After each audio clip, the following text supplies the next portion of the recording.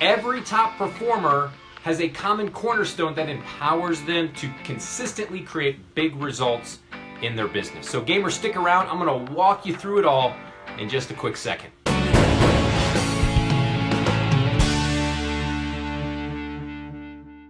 All right, gamers, Yogi Berra once said, if you don't know where you're going, guess where you'll end up? Someplace else, right? So with Yogi's thought in mind, today is preseason training day 8, and we are talking about the cornerstone of the Game Changers Grid. Now, what is the cornerstone? The cornerstone of the Game Changers Grid is goals. Why do we want to talk about goals? Because goals are the cornerstone of high performance. So defining your goals is going to be the next step in the execution process as we are preparing here in the preseason. This is week 2 of the preseason training day 8. As we are preparing in the preseason, goals is the next step in the execution process before we start running full tilt into the season 2 of Rebel Investor Game 1 week from today. Okay, so as we focus on goals, I want you to consider this thought from the great Andrew Carnegie, who once said this: if you want to be happy, anybody here want to be happy? If you want to be happy, set a goal that commands your thoughts, that liberates your energy, and that inspires your hopes. Let me say that one more time. There's so much wisdom in this one statement, it's powerful. If you want to be happy, set a goal that commands your thoughts. Have your goal literally be commanding your thoughts. 2, set a goal that's going to liberate your energy. We are always talking about energy and how energy is the linchpin of creating results in your business. So set a goal that liberates your energy, and then set a goal that inspires your hopes. What does it mean to inspire? It means to breathe life into. Set a goal that breathes life into your hopes. Okay, now, why do we talk so much about goals? Why is it so important to talk about goals? It's because scientists have told us that our brains are goal-seeking mechanisms. What does that mean? That means whenever you set a goal for yourself, what you're doing is you are engaging the subconscious mind. Most people leave the subconscious mind on the sidelines when they're playing the game of entrepreneurship. They have a very unhealthy or a very ignorant understanding of the power of their subconscious mind, and it's because most people don't set goals. When you set a goal, you are engaging the subconscious mind, and then what that does is that puts the subconscious mind to work for you 24/7. The subconscious mind literally works night and day trying to help you achieve that goal. Okay, now the minute you make a commitment to setting goals, I want you to be aware and mindful that 3 things are going to happen for you. Okay, number 1, you're going to face mental traps. Now, when we talk about mental traps, what I'm referring to are all the reasons why you're going to tell yourself the goal is impossible or why you shouldn't attempt the goal. Okay, so just understand those mental traps are going to show up. Number 1. Number 2, fears. You ever set a goal for yourself and felt fearful? Now, when we talk about fear, we're talking about anxiety. You ever felt anxious in setting a goal? How about overwhelmed? You ever gotten yourself in a state of overwhelm? How about self-doubt? You ever doubted yourself when you're looking at setting goals? Or how about facing apprehension? Have you ever felt apprehensive about setting a goal and taking action on a goal? Whenever you're feeling any of those things, what I want you to understand is those feelings are derivatives of fear. And so the best thing you can do is you can just ask yourself, what am I afraid of? It's a great question. What am I afraid of? That's the second thing that's going to happen when you make a commitment to setting goals. The third thing that's going to happen is you're going to face roadblocks. Okay, now when we talk about roadblocks, specifically we're talking about external circumstances, right? So we just talked about fears. Fears are internal. That's where you start to sabotage your own success. Now we want to talk about roadblocks, which are external. This is where you start to tell yourself, I don't have enough money to achieve that goal, or I don't have enough time.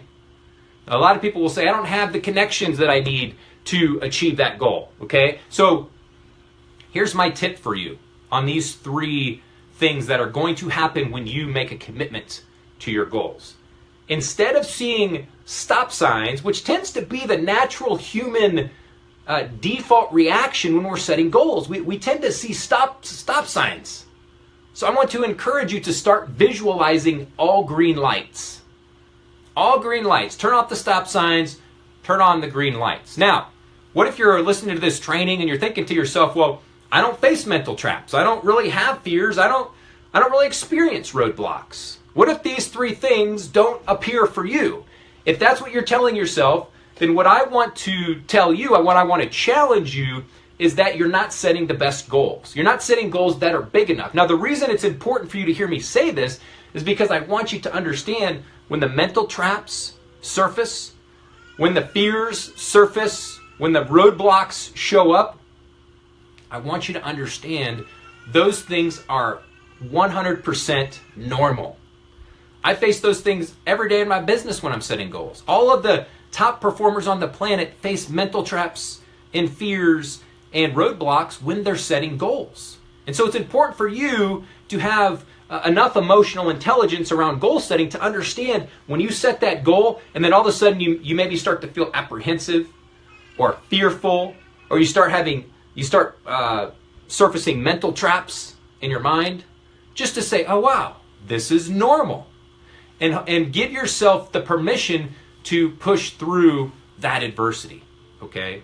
Now, I want to anchor 2 reasons, before we take action on this, I want to anchor 2 reasons today around why goals are so important to your success that you may not have considered, okay? So reason number 1 is this: goals are a way for you to be in control. In control in what way? Goals are a way for you to create opportunities for growth and self-development. A lot of people look outside of themselves to find opportunities for growth and self-development. So what I'm challenging you to understand today is that when you set goals in your business, you are creating opportunities for growth and self-development. And I like to say that if you're not growing, you're dying. And you can only grow through discomfort. Again, when that discomfort shows up, when the mental traps show up, when the tension, when the adversity shows up, understand 1, it's normal. Understand 2, this is a great opportunity to grow because you know you can only grow through that discomfort. Okay, so that's number 1 reason why goals are so powerful for you in your business. And the second reason is your goal is the bridge between your vision and your execution plan. So you may recall last week that we talked a lot about, we actually had one training on your vision. And that was one of the assignments I gave you was to create your vision for the season. So if you haven't done that, you got to make sure you get that done. You got to make sure you put that in your playbook. But what do you do once you have your vision down? Well, you create your goals like we're doing today, because your goals are going to serve as the bridge between your vision and the execution plan you're going to be taking action on in the season starting next week. Okay? So, what do we need to do? Number 1, I want you to write your goals down in your playbook. Okay? If you haven't gotten your playbook yet, you got to go get your playbook. This is like the Bible of success that we're going to be using during the season, okay? So I want you to write your goals in your playbook, number 1. Now let me give you some guidelines for creating your goals, okay? Let me give you 5 guidelines. Number 1, you must write your goals out, okay? There's a lot of power in from putting things from pen to paper. There's a lot of power that happens in that, the connection between the mind and the hand and the paper. So I want to encourage you to literally write your goals out. Don't type them out, write them out. You can also type them out if you'd like, but definitely write them out. Number 2, your goal should be a realistic stretch for you. Why? Because we want to introduce discomfort into our lives so that we can grow. So make your goals a realistic stretch, but then number 3, make sure your goals are realistic. Because if your goals aren't realistic, what you'll be doing is discouraging yourself. Okay? So make your goals realistic, but make them a realistic stretch. Number 4, your goals should be time-bound. Okay, now I want to encourage you to time-bound your goals to the 12-week season we're going to be playing. Okay, so think that through when you're setting up a goal. Think through the 12 weeks. The 12 weeks is going to take us right up to the end of 2017. Okay, and then typically when you're setting goals over the course of 12 weeks, you're looking at 1 to 3 big goals. You might have several sub goals, or you could call them objectives that you've got to execute on in order to achieve the goal. but you're going to have 1 to 3 big goals over the course of the next 12 weeks, just to give you some perspective on that. Okay, now here's 2 ways to ensure that the goal is going to unleash the power of your subconscious mind. Remember, most people leave their subconscious mind on the sidelines because they don't set goals. It's important you bring your subconscious mind into the game because your subconscious mind is a goal-seeking mechanism. So how do we unleash the power of the subconscious mind? Very simple. When you're writing your goal, make sure to write your goal in a way that it states how much and by when. State your goal in a way that you and anybody else can measure it. Okay, how much and by when. So let me give you an example. Don't say that I will grow my business by $10,000. Instead say, my business will generate a minimum of $10,000 between now and 6 p.m. on Sunday, December 22nd. I don't even know if December 22nd is a Sunday, but I'm just throwing that out there. By how much and by when. Be as specific as possible because vague goals will produce what? Vague goals will produce vague results. Okay? Now the difference between a goal and a good idea, as I like to say, is its ability to be measured. So if your goal can't be measured, it's just a good idea. It's not a goal. Let me give you an example, another example. Your example could be, I would like to own a nice home in the mountains. That would be a vague goal. Versus, I will own a 5,000 square foot house in Vail, Colorado by 6 p.m. on Sunday, December 22nd. Okay? By how much, how much and by when are the parameters for the goal? When you set those parameters for your goal, you're going to be engaging the subconscious mind in a very powerful way. And then the last thing I want to encourage you to do, I want to encourage you to reread your goals at least in the morning and at night, just to continue to engage the subconscious mind. Okay? Say them with enthusiasm, right? We talk a lot about the power of energy. When you're reviewing your goals, bring some enthusiasm into the conversation and believe that you're going to achieve these goals so that you can activate your desire. Why is desire so powerful? Well, if you've ever studied Napoleon Hill and his writings in Think and Grow Rich, he says that desire is the starting point of all achievement. So how do you create desire? How do you activate your desire? You review your goals in the morning and in the evening, and you review them with enthusiasm and with belief. That's how you activate your desire. If you're willing to trust Napoleon Hill, who says that desire is the starting point of all achievement, then you start to understand how all this stuff connects itself together and why it's so important to invest time and energy into writing out your goals. Okay? Rereading your goals is also powerful because what it's going to do is it's going to introduce what we call structural tension into your brain. Right? Structural tension. Now, what's going to happen when structural tension shows up? Well, your subconscious mind is going to want to close that gap between where you are now, what we might call your current reality, and the vision you have for your goal. So let me give you a tip. State your goal as though it's already been achieved. State your goal as though it's already being achieved. Why? Because doing so is going to increase more structural tension. Because your mind is going to say, wait a minute. You're going to be playing tricks in your mind, and your subconscious mind it's going to help increase the motivation that you have in your business. It's going to help stimulate your creativity. It's going to heighten your awareness of resources that you need in order to achieve your goal. Okay? So you are increasing structural tension by stating the goal as though it's already been achieved. Okay, now, let me close by saying this. Why do you need to do this? What's my last ditch effort here to empower you to take this seriously and to actually go out this week and spend some time in your playbook writing out your goals for the next 12 weeks? Here are the 2 biggest reasons, okay, taking the goals seriously matters. Reason number 1, goals will require you to do what? To overcome adversity. If you're going to set goals in the way we've been talking about, you're going to introduce that structural tension into your mind. Well, what that means is you're going to be required to overcome adversity. You're going to be willfully entering into adversity over the next 12 weeks. Okay? Now, the benefit of overcoming is who you become. Think about that. The benefit of persevering so that you can overcome is who you become. Okay? So to achieve a big goal, guess what you'll have to do? To achieve a big goal, you'll have to become a bigger person. Okay, that's number 1. Number 2, you can never lose mastery. You can never lose mastery. When you're achieving goals, what you're doing is you're increasing your level of mastery in your chosen field. Guess what the marketplace pays for?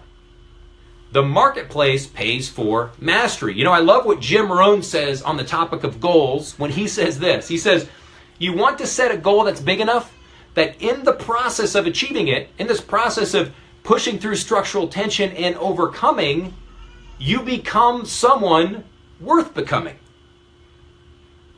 Let me say that again. Jim Rohn says you want to set a goal that is big enough that in the process of achieving it, you become someone worth becoming. Think about that. So many people, the reason that thought's important is because so many people will set goals that don't really challenge them, that don't put them into that structural tension. And so Jim Rohn says, don't set a goal that that helps you become someone that's not worth becoming. Set a goal that helps you become someone that's worth becoming. Someone that's going to command value in the marketplace. So those are my thoughts for today, gamers. Get out there. Your execution step is to write out your goals. This stuff matters. Your goals should be attached to your vision. Okay, so if you haven't written your vision, you got to get your vision down first. Then you got to write your goals. Your goals are going to be that bridge between your vision and the execution plan. Okay, get that done. And then let me just close by saying again, thanks for your trust. I don't take it for granted. Okay, now get out there today. Be extraordinary in your thinking. Be a liberator. Be a light on the hill for others. Be a liberator for yourself by getting into your playbook and getting your goals written out. Never forget, I love you, not in a weird way. I love you. I'm for you. I'm in the trenches with you. I'm writing my goals out, my vision out in the playbook as well. I'm getting ready. I'm getting excited, inspired to run full tilt through the rest of 2017 as we move into Season 2 and Rebel Investor Game together. I'll see you tomorrow, gamers, for preseason training day 9 as we continue to prepare to hit home runs, to score touchdowns, whatever sports reference you want to use that gets you going. I can't wait to see you tomorrow. Until then, Rebel Strong.